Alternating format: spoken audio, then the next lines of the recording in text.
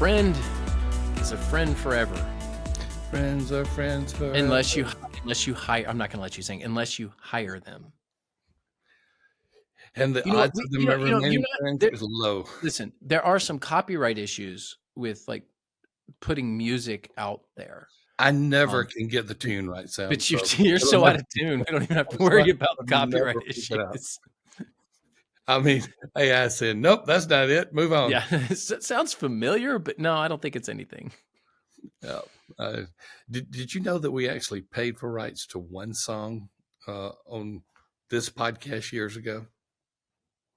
Yeah. What was that song? And then, and here's the thing: the listeners pushed back, if I remember right. No, Jonathan Howe said the listeners pushed back because he hated it. I went back and saw the survey responses. It was a minority. He just pointed out the minority. Jonathan Howe, if you're listening to this, you're a liar. They love that song. There were 3 or 4 or 5 out of the few hundred that responded. In fact, some of them said, I'm just going to have to go download that song because we like it so much. Yeah, and I forget what song it was. It was before my time, but yeah, we did change the intro music one time on Rainer on Leadership, and then we moved back to, I guess, what we have now. No, we actually changed that too. That whatever that meaningless tune is, it comes on before we say anything. It was by Electric Light Orchestra, ELO. That's what it was. Hang On to Your Dreams. That's what it was. And that was not my era. That was after my ELO. era. That would have been like 1980, right? Somewhere in that time frame. But I love that song, and I have it downloaded, and I listen to it not that often, maybe once a day. All right. Hang on to your dreams. And if AI's picking that up, it's not. It's not. We got lifetime rights. All right. Well, we're going to be talking about why hiring friends usually ends in disaster. And we say usually, not always. Not always. Sometimes it works out. Usually is a good word, though. Yeah. And sometimes you hire people and they become your friends. And that is more common than hiring someone who's your friend and it works. Mm-hmm. So before we do, I want to talk about Tyndale. I want to talk about this Filament Bible app. If you've been listening the last couple of episodes, then you know how much I love it. Oh my goodness, this thing is just great. And I love it as a pastor because people always ask, like what resources should I use? And it's so easy. I just say, go get you a New Living Translation and make sure that it's filament enabled. And that's what you need. You just take your smartphone, put it on the top of the page, and you're beginning to see all these things about commentaries and articles and maps, just with 1 point for every page. Literally just pops up. It is absolutely brilliant. So this is you leveraging technology as a pastor. So go get the Bible. It's a print Bible, which is great for people to have. And then scan it with your smartphone. Download the Filament Bible apps, then you scan it with your smartphone. Boom, there's all of your resources right there. Tyndale has done such a phenomenal job with this. Absolutely. In my view, like everyone should have one of these Bibles. It may not be the one you read all the time, and it could be that you have an enabled Bible. Yeah, and it could be that you have a different translation that you prefer. Fine, I get it, but everyone should have one of these Bibles because it is so well done. So filamentbibles.com, filamentbibles.com, link in the show notes as well. Go get you one of these. And I mean that with all sincerity. I tell that to my old people all the time. Like what Bible should I get? I'm like, filamentbibles.com. And then come back to me and I'll show you how to do the app. But honestly, it's so easy. You don't even really need anyone to explain. You just point it at the top of the page. That's it. It's just that easy. It is. All right. So thank you, Tyndale, for sponsoring today's episode. So Dad, I get the temptation. I think you are probably more guilty of this than I am. I don't really hire my friends, although you've been known to do that yourself at times. Mm-hmm. Sometimes it's worked out. Sometimes it hasn't. It has not worked out a lot more times than it has worked out. And I'm thinking about your friends right now, Sam. I can only think of one that you've hired. I can only think of one. He's currently your worship leader. Well, yes and no. He's not your worship leader? No, he is. Yeah, we're talking about Jordan. Well, but I inherited him at a church. It's not like we were friends before. But you became friends and you hired him again. we became friends at a church at Lakewood Ranch Baptist, actually. And we here in Florida. So this is my second time in this area pastoring. First time was during the Great Recession. That was not fun. Not because of the church. The church was great, but just the recession was terrible here. And then we both hightailed it to Murray, Kentucky together. And there were, yeah, I drug him along with me. And Murray was great, honestly. I've told some Murray stories. And if you're, I know we have some people that still listen to this from First Baptist Murray. They have a new pastor, by the way. They're doing well. And Good. Did you know him? do I know him? I know who he is, and we've talked before, but we're not friends. Okay. Well, if We're you're not friends, then acquaintances. you can hire him. No, he's going to be good for them. Okay. So anyway, Jordan and I went to Murray, and then we both resigned on the same day. We both left on the same day, and there's a long story there. And the church wasn't all to blame either. I think I was a young pastor, still trying to figure myself out. But anyway, it's like he went to Cayman, Yeah, that's and right. For about a year, didn't he? yeah, Cayman Islands Baptist. Then he went to Idlewild, and then I drug him here to West Braden Baptist, and it's worked out. It has. It It's has a not good ended in place. disaster. It's a good place for both of you. I don't always have those stories. I Tell us just, some of your stories. well, the first thing I'm going to say is many times I'm an idiot. And then the person I hired is an idiot because they should know me well enough to know there's going to be problems if I become their boss. Uh, I love the idea of having a good friend come alongside me. I said, I love the idea. I don't love it when it begins to take place, but I love the idea because I like to have fun. I like to interact with people in humorous ways. But guess what? Once you become their boss, you're no longer interacting with them the same way. And Sam, I am so stupid. I've done that several times. Well, this one will work. This one will work. Hey, Tom, you got a brain up there. Maybe it hasn't worked the last 3 times because of that. And let me be clear. Let me be clear. It's not that the person I hired is the bad guy. It is we are not a match in that position. That's the main thing. I have certain expectations. I think I'm getting into this, but it's really not that person's fault. These are good people that once we got to in the relationship of boss subordinate, it just did not work out. Well, let's go into that. Let's look. So So my I think point, the first point is it can work. There are plenty of cases where it can work, but it's more rare than the norm. This is yeah. when you hire your friend, it usually doesn't work out. And one of the main reasons is you have changed the dynamics of the relationship. You knew that person in a relationship that no longer exists. And the new relationship is boss to subordinate when you hire that person. I'm not going to say the only time, the primary time that it worked is when I hired Brad Wagner. However, there's even a caveat there. I did not know Brad before I went to work with him, not for him. Well, kind of was. He was the executive pastor and I was the interim pastor. So I was really under his authority until the new pastor came on board. And so I got to know him in that work environment. There was no friendship until there was a work environment. And though it wasn't the classic boss subordinate relationship, because I was there only on Sunday mornings, rare that I would stay beyond that. I got stories of traveling from Louisville, Kentucky to Dayton, Ohio to get to the 8 o'clock service and realize that it's getting too tight. That's what, about 3 hour drive, if I remember right. And I would take two 20-ounce Diet Mountain Dews and I would use that to keep me awake. And when But then I, you'd have to go to the bathroom. oh gosh, Brad would say, "Call me as you're getting close." And as I got close, I'd say 5 minutes, and he'd have the door open, and I'm about to die to run into there. Uh, and I was cutting it so close because typically I'd travel the night before and got in 10, 11, even midnight sometimes, and then getting up at 4 or 5 and then traveling to be there for the 8 o'clock service in Dayton. But I first knew Brad by watching him be an executive pastor. I saw his relational skills. So it wasn't when I brought him, when I recommended him to Southern Seminary, where we each became deans. Um, I'd already seen him there. And then when I hired him at Lifeway, I even knew him better. So I don't even know if that's an exception. It was a work relationship before it was a friendship. Well, and let me tell you the thing with Jordan and me, our relationship is different. We did redefine the relationship, and we're still friends. But if he were here, he might say something different.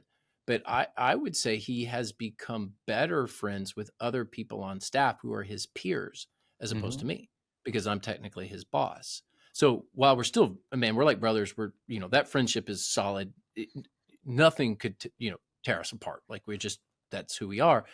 He I'm not like his best bud on the team, and Mm-hmm. I just have to be okay with that. And that is part of the reason why it has worked, is because he does view me as a boss That and is so does good. respect me in that way and does not abuse the privilege of our friendship, and has found other people to like send the inappropriate text messages to, because if he sends them to me, then I'm gonna have to do something about it. Just to be clear, this is not what Jordan does on a regular basis. Just so No, there's he those of loves y'all to. who are at Murray or Bradenton or Tampa, all the churches where he's been, he's really moral. No, he is. He loves to toe the line with jokes. That's about it. So there's nothing too bad there. But the And we talked about that in a relationship, previous episode about moral expectations of pastors. We do have very high standards here. another thing, most leaders do not vet their friends when hiring them. I have never vetted my friend. You know what I should have done? Some type of personality test. Some Okay. there are other things I could have checked, but something that the test shows what this person is like in a working environment and what I'm like. So I'm on this executive team, and I don't even remember there's so many out there, personality tests and inventories, and it's a circle, and all of my executive team is over here, right here on this side of the circle, except for the one I hired, way over here. Now you say, isn't it okay to have different personalities? Not on the executive team. I mean, I over here, lions, type A's. I'm mixing all kind of personalities. Over here, teddy bears. And it did not work. It did not, and not in the corporate world either. Everybody over here understood the corporate world. No. So I messed up a lot. I just want to be clear. In these relationships, I think I messed up more than the person I hired, because I could have vetted a whole lot better and say, this just ain't going to work. And I didn't do it just once. I turned around and did it again. Well, what you're describing is how high levels of trust allowed both of you, the one you doing the hiring and the person coming on board, to make assumptions that were not true because you both trusted each other. Mm-hmm. And if you do want to onboard a friend, I would say you need to hand off the responsibility of the vetting. That's So a great point. give it to someone else. So when I hired Jordan, I really took a back seat, and we have a personnel committee at West Bradenton, which I have to work through them for all hires that Sure. are at a certain level. I have to bring that to them, and I think that's wise. And you need some sort of check and balance in the church, whether you have elders or personnel committee or whatever it is. But I really let them lead the effort. I introduced the candidate, and I said he's my friend, and I gave all the clarity that I need to give, but I let them do the vetting, and it worked out a whole lot better because you're right. He trusts me, I trust him, and in that trust, well-meaning trust, you're not pushing the way that you need. We should trust each other. This is my bud. I know him. Well, let others push in ways that you can't, and it will work out a lot better for you. Totally agree. Good word. And I should have done a lot more vetting, just a lot more checking on this. And I don't guess I should have expected him to check on me on these things, because I was the one doing the hiring. But it But he didn't. trusted you, and he probably didn't push in terms of like, what am I going to be doing? What are my expectations? Because there's levels of trust there. You just make assumptions. I still have in one of my files, and I don't keep these type of things much, like a 4 or 5 page handwritten letter from him talking about how much I'd hurt him. Huh. I kept it not because I want to hurt myself again and again, but I wanted it as a reminder of what I do in the future. And it really saved me a couple of times in future hires as well. Because that time, next time, after making a bunch of mistakes, I got it right. But where did the friendship go? Gone. Can't we're Christians? Can't we forgive? Yeah, but what happened in the relationship is not forgotten. It's forgiven, but not forgotten. So Yeah. that's sad. Um, Another thing, some friends think that you're going to take care of them, and they think that you'll have certain concessions. And I'm thinking of one relationship in particular where this person would say, "Hey, can you help me with this?" When we were at not he was not working under me. Okay, and sure, and I do a lot of things for him, especially in the analytical um, writing world, and I do things for him. And then he comes to work for me, and the weirdest thing happened. I gave assignments to my team. Not gonna get into the details there. And about 24 hours later, he brings it to me. He says, "You gonna take care of this?" I said, "No, no. This is I can't do this. This is your. I want your thoughts. I don't even know what the stuff says. Can you help?" No. Yeah. So there's this idea that, in the same way that you might rely on your buddies, uh, you can't rely on your boss in the way that you rely on your buddies. It would have been grossly unfair to the rest of the team too. That's Yeah, and another dynamic. inappropriate, and honestly not fair to the entire organization. Yep.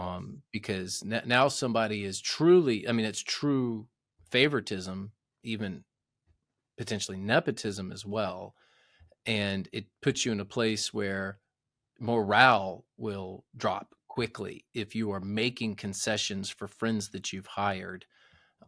And that's where you get the saying, the good old boy system. I think that's where it comes from, is not the idea That's that so you hire important. people you trust, but you make concessions for your friends after you bring them on. And I didn't. And that was the beginning of the end of the relationship.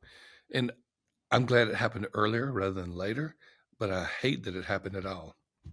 And two times pretty close together. Two times pretty close.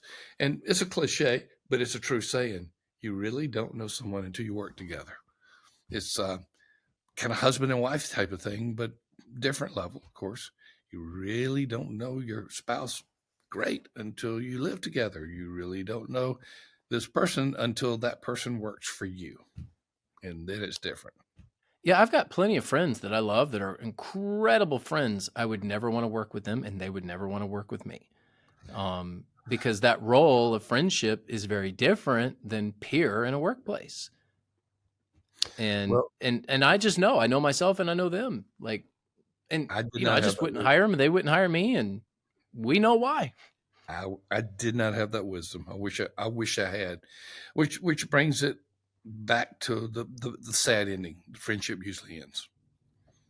And it's you can forgive, you can say let's go out and drink a diet coke, and you can have some time together. It's just hard. It is just hard to replicate it. And I after that one, I did something even worse. I rescued someone from Yeah, another. those don't work. Those typically, that's a whole nother episode on why Yes, rescues typically don't but I work out. rescued a friend. I mean, worst of both worlds. And man, so many stories, so many stories. It didn't end well.